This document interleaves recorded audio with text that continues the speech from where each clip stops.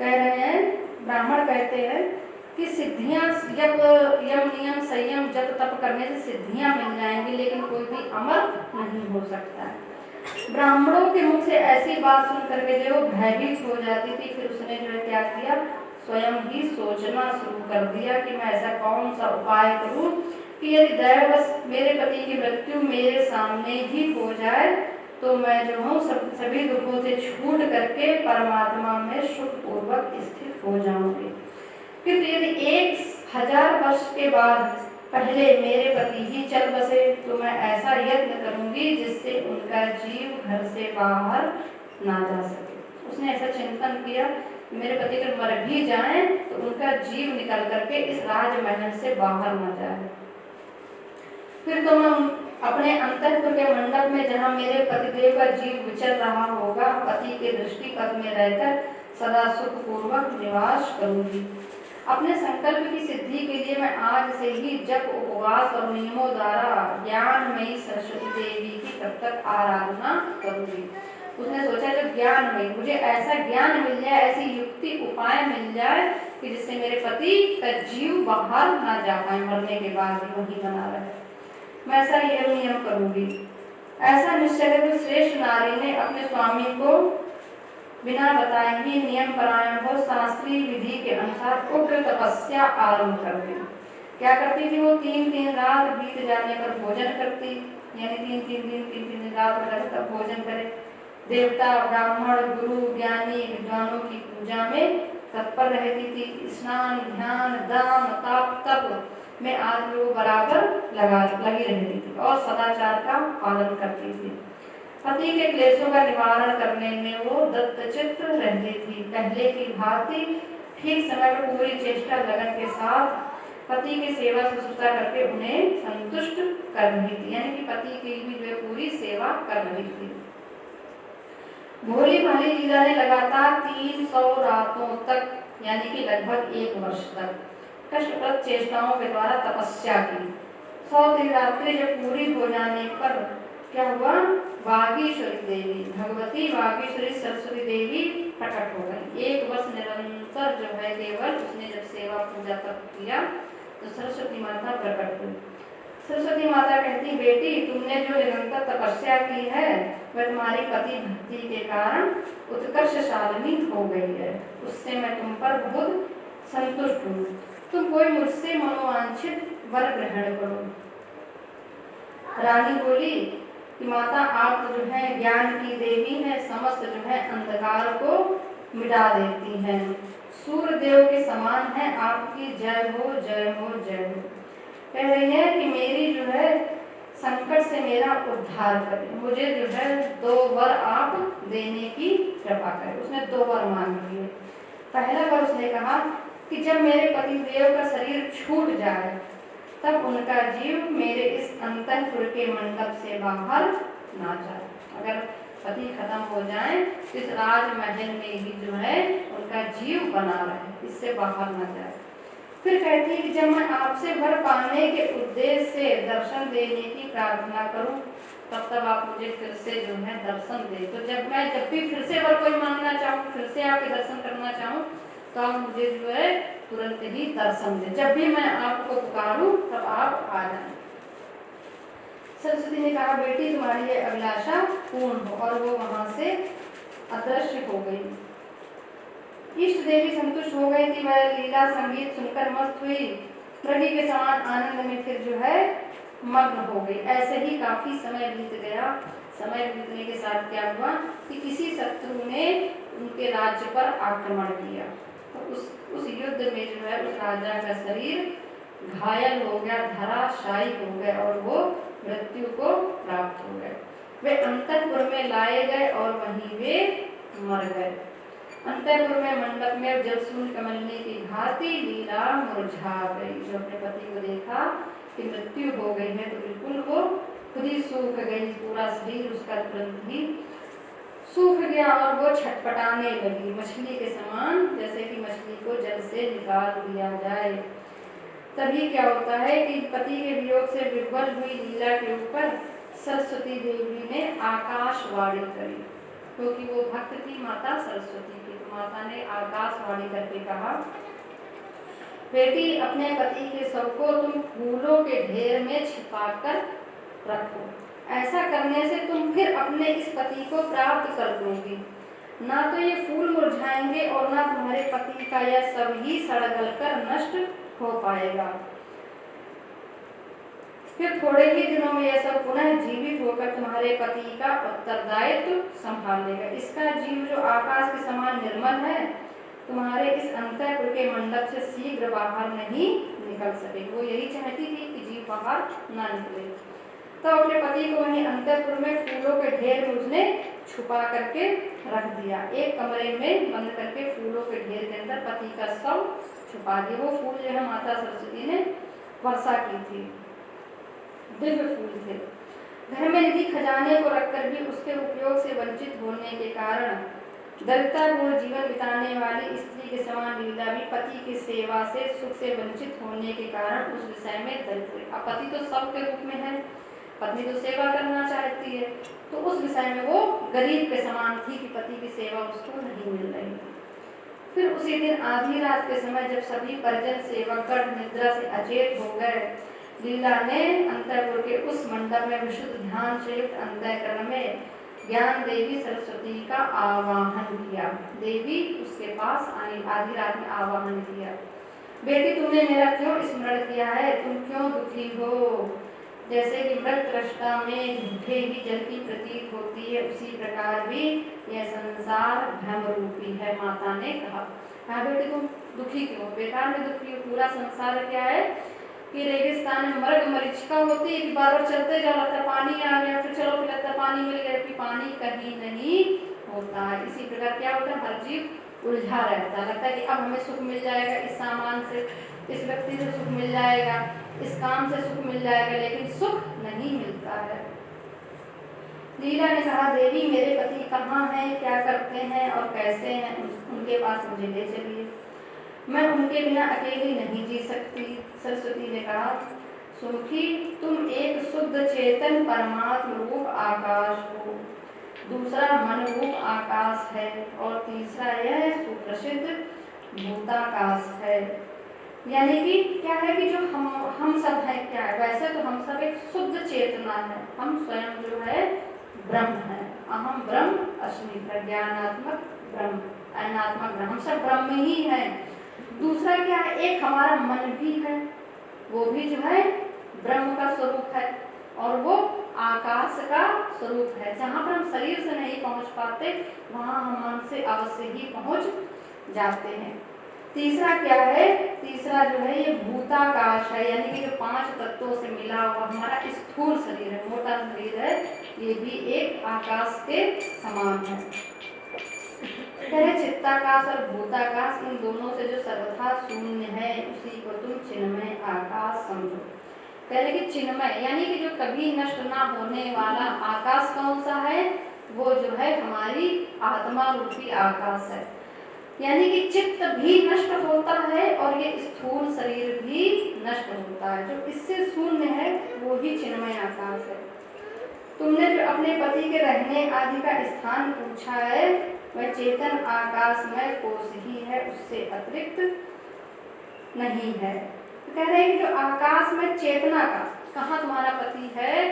पति तुम्हारा जो है आत्मा में है। आत्मा रूपी जो आकाश है चेतना है, बस केवल उसी में चेतना है। उसी चेतना से ही तो जो है जन्म होता है एक नए शरीर का। फिर उसी में जो है तुम्हारा पति है। अतः चेतन आकाश का एकाग्र मन से जब चिंतन किया जाता है, तब पृथक विद्यमान न होने पर भी वह शीघ्र दिखाई देता है और अनुभव में आता है। तो जब हम उस आत्मा का चिंतन एकाग्र होकर के निष्ठा से करते हैं, तब हमको सब कुछ साफ साफ दिखने लगता। तब हमारा मन क्या हो जाता है, हम दिव्य हो जाते हैं। तब प्रेजेंट, पास्ट और फ्यूचर तीनों ही काल हमको दिखाई देने लगते हैं। भद्रे, यदि तुम संपूर्ण संकल्पों को त्याग कर उस चेतना का रूपी परम ब्रह्म में स्थित हो जाओ, उसी में मन को एकाग्र कर दो, तो तुम सर्वात्म पद को, जो परम तत्व रूपी है, अवश्य प्राप्त कर लोगी, इसमें संशय नहीं। कह रहे हैं माता कि तुम सारे संकल्प त्याग दो। अच्छा, सबके पास संकल्प होते हैं, संकल्प का मतलब है काम। बहुत सारी सोच रखी है, जाके ये करना है, जाके वो करना है, जाके कल ऐसा करना है, परसों ऐसा करना है, साल भर बाद ये करना है, महीने के बाद ये करना है, 2 महीने बाद ये करना है, बच्चों को पढ़ाना है, तमाम चीजें सोच रखते हैं।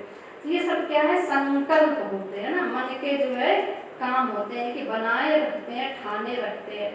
यानी कि जबकि होना जरूरी नहीं है कि हमारी सोच से वही कार्य हो, अगले पल की खबर नहीं है। और सामान 100 वर्ष का सोच के व्यक्ति यही चलता है कि हम 100 वर्ष तक जिएंगे, सभी सारी प्लानिंग कर लेता है एक कलम को, क्या बनना है, क्या करना है, और अगले पल की खबर किसी को नहीं। तो कह रही माता कि तुम ये संकल्प त्याग दो, कुछ सोचो मत, फिर जो है तुम उस परम ब्रह्म चेतनाकाश में स्थित हो जाओ और मन को एकाग्र कर लो। मन को एकाग्र व्यक्ति कहाँ करता है?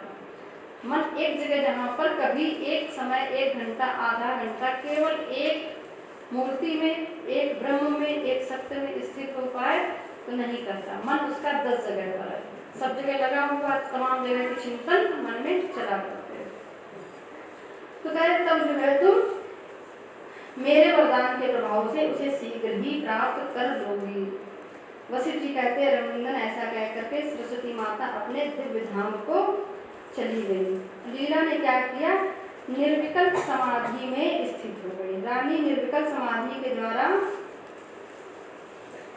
चेतनाकाश में स्थित होकर उसी राजप्रसाद के आकाश में राजा पद्म को सिंहासन पर विराजमान देख। देखो लीला बहुत बड़ी भक्ति। पहले उसने जो अपने पति के रहते भी परम भक्ति की कि माता सरस्वती को सामने प्रकट कर लिया। फिर क्या होगा, उसी भक्ति के ही फलस्वरूप लीला ने जब माता ने आके समझाया तो वो निर्विकल्प समाधि में स्थित हो गई। और उस समाधि में स्थित होने से ही क्या हुआ, तुरंत ही उसने देख लिया कि राजा पद्म जो है कहाँ बैठे हुए हैं, एक सिंहासन पर बैठे हुए हैं, जबकि उसका पति मरा हुआ सब पड़ा हुआ था अंतर में। लेकिन समाधि में जब वो बैठी तब तो उसने पति के दर्शन कर लिए, मेरा पति जो है राजा बना बैठा है। वे अपनी वासना और कर्मों के अनुसार दे गए एवं वैभव से संपन्न थे। उसने देखा है कि जो भी उनके चित्त में राजा के मन में था उसी प्रकार से उनको एक राज्य मिला हुआ है और वो उसी में ही कर्मों में संलिप्त है। फिर देखती है सभा मंडप में सिंहासन पर बैठे हुए राजा की मंदिरजन महाराज की जय हो कह करके राजा मेरा चिरंजीव हूँ आदि जो है नारे लग रहे हैं। सभी उनकी देखभाल में जुटे हुए हैं। पताका रुपड़ी मंजरियों से व्याप्त राजधानी के जिस सुंदर सभावन में राजा बैठे थे उसके पूर्व दरवाजे पर असंख्य मुनि और ब्रह्म ऋषियों की मंडली भी विराज रही। देखा कि राजा सिंहासन में, जब वो समाधि बैठी हुई है, वो यहाँ से दर्शन कर रही थी, राजा कहीं बैठे हुए हैं, वहाँ पर सभा चल रही है, ब्रह्म ऋषि भी बैठे हुए हैं, मुनि भी बैठे हुए, असंख्य राजा राजे जो है विद्यमान है। असंख्य यानी कि कोई संख्या ही नहीं, इतने सारे राजा हैं वहाँ पर। असंख्य रथ हाथी घोड़ों की भीड़ लगी है।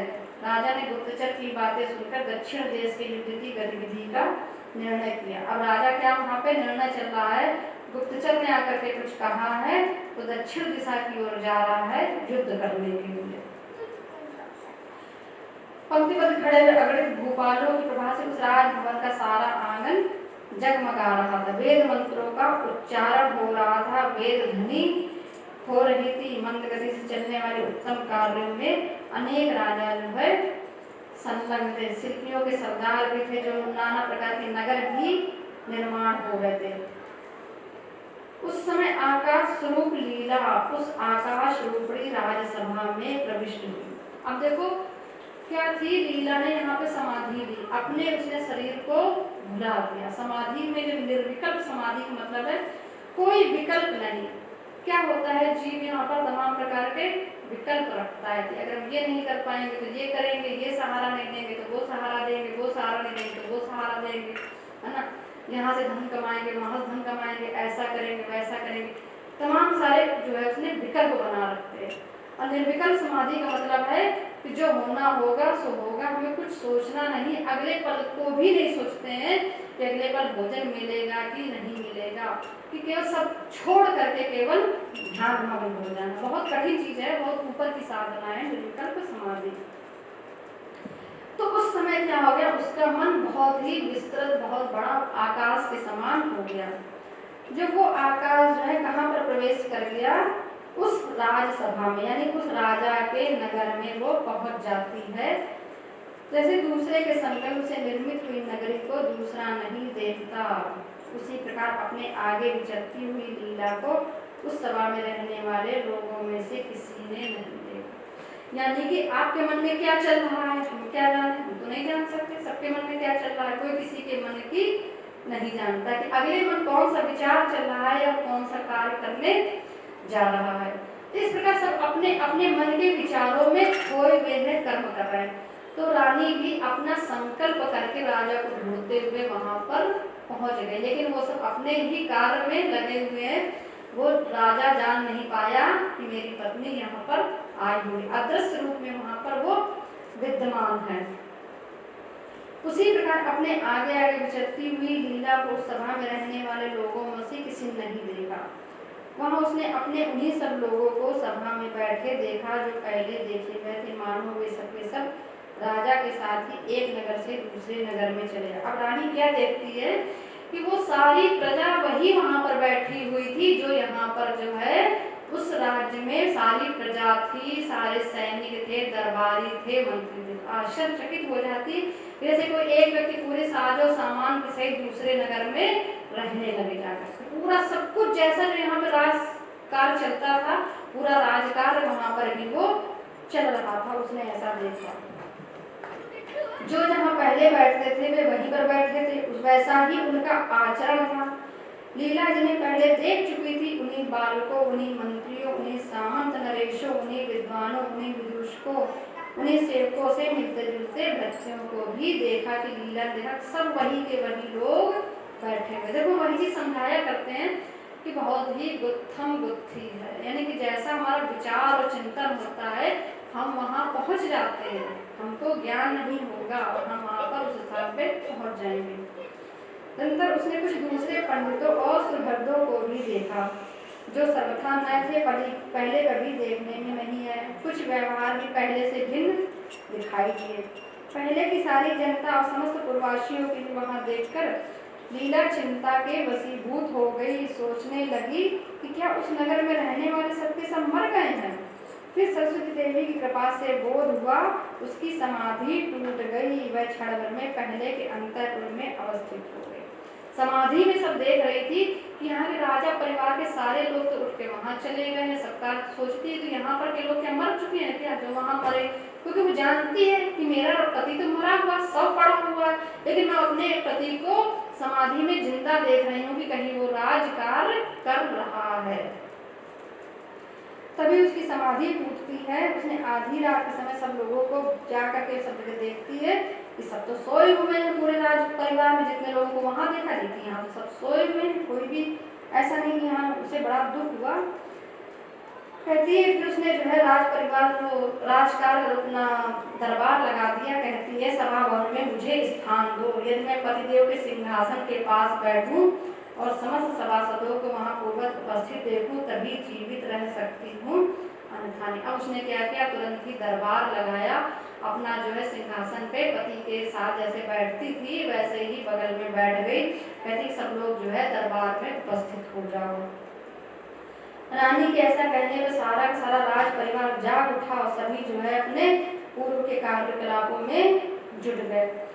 अपने अपने व्यवहार में लगाने के लिए पृथ्वी पर आती है, जैसे सूर्य की किरणें लोगों को अपने व्यवहार में लगाने के लिए पृथ्वी पर आती है, वैसे ही समूह के समूह छड़ीदार राज सेवक पूर्वासी सभासदों को बुलाने के लिए चारों ओर चलती है।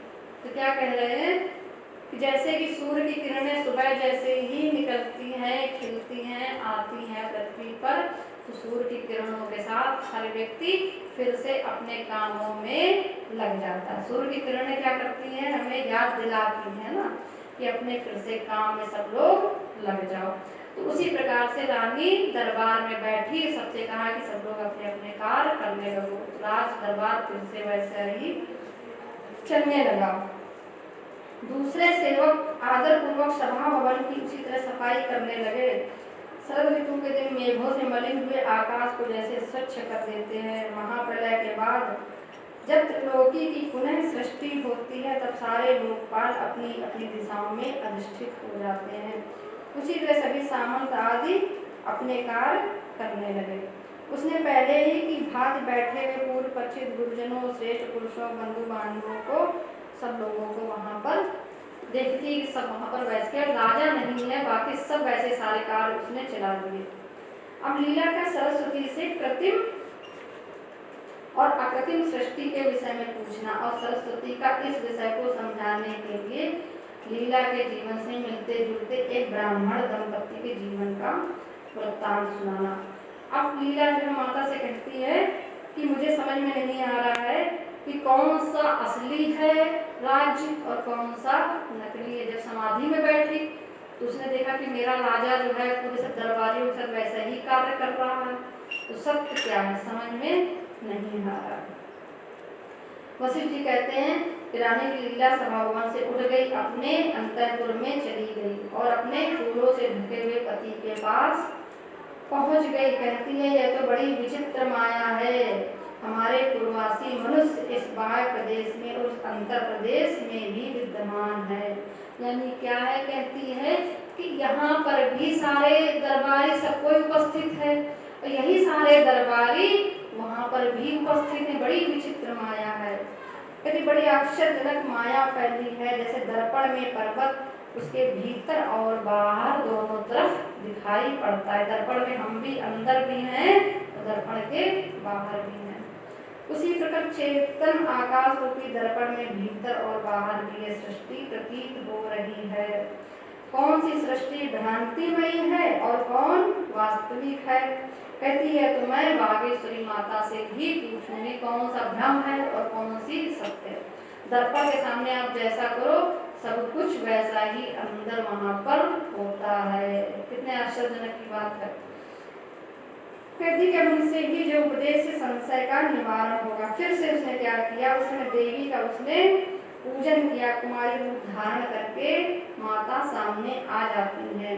लीला ने कहा कि बताइए माता, मैं जो आपसे पूछ रही हूँ वो सब कुछ आप मुझे बताइए। कहती कौन झूठा है और कौन सच्चा है। जैसे मैं यहाँ खड़ी हूँ, आप यहाँ बैठी हैं, इसी को मैं सच्ची सृष्टि समझती हूँ, परंतु जहाँ इसे मेरे पतिदेव विराजमान है उस सृष्टि को मैं कृत्रिम समझती हूँ, क्योंकि वह सुना है, वहाँ देश काल व्यवहार की सिद्धि नहीं होती। कहीं मैंने अपने पति को भी कार्य करते देखा, हमारे तो यहाँ पड़े, फिर भी मैं देख रही हूँ कि प्रेजेंट में काम कर रहे हैं, तो समझ में नहीं आ रहा है कि सत्य क्या है।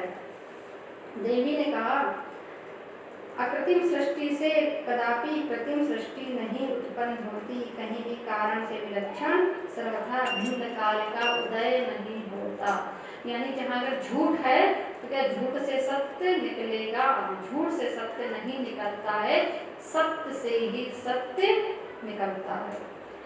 लीला ने कहा माता जी, मुझे तो कारण से कार्य सर्वथा विलक्षण दिखाई देता है। मिट्टी का लोंदा जल धारण करने में असमर्थ है, फिर उसी से उत्पन्न हुआ घड़ा जल ग्रहण कर लेता। मिट्टी का लोंदा रखा हो उसमें जल नहीं भर सकते आप, लेकिन उसी मिट्टी के लोंदे को जब घड़े का आकार दे दो तो एक बाल्टी पानी वो रख लेता अपने अंदर।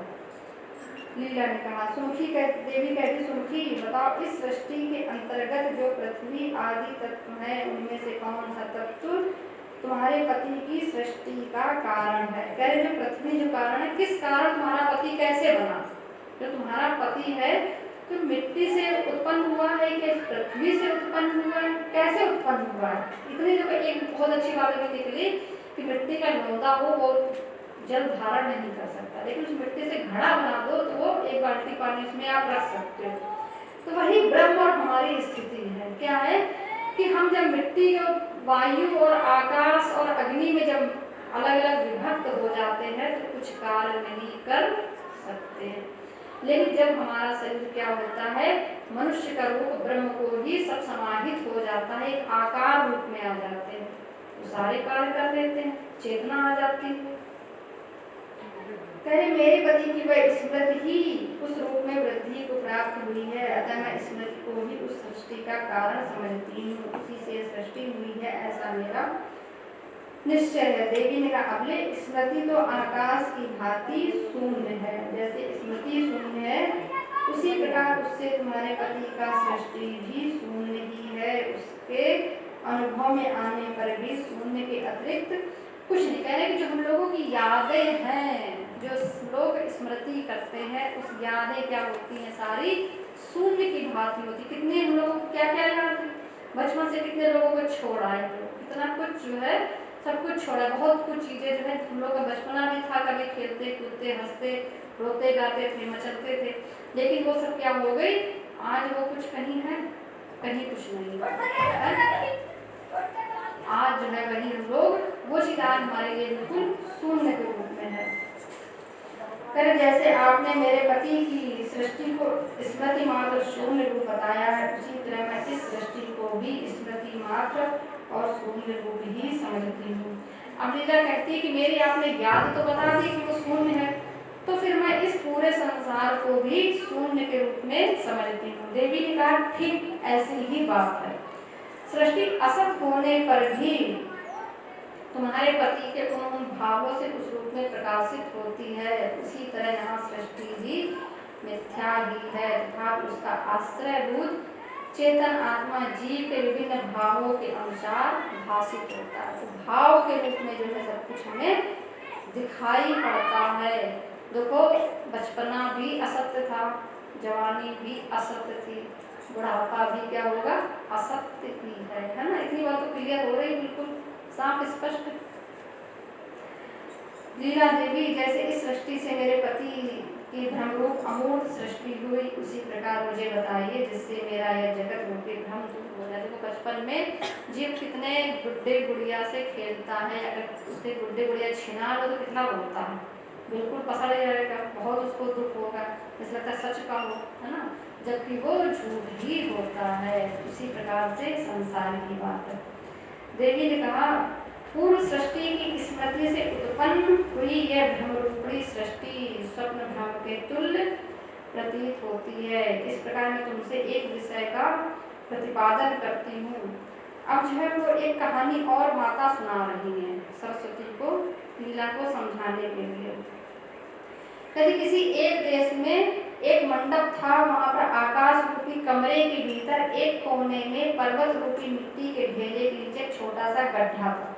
जो पर्वत संबंधी छोटा सा गांव है, नदी वन आदि से घिरा हुआ रहता था, वहां पर एक अग्निहोत्री ब्राह्मण रहते थे अपने स्त्री पुत्रों के साथ। वहां गाय का दूध भी सुलभ था, सभी प्रकार से भाइयों से वो मुक्त थे। जो भी वहां पर आता था वहां पर जो है उनका वो राजा सत्कार किया करता था। इसके आगे कहानी हम कल बताएंगे। बहुत ही इंटरेस्टिंग, बहुत ही आनंददायक कथा है, निश्चय ही इसका जो है लाभ उठाएं। बोलिए श्री राम भगवान की जय।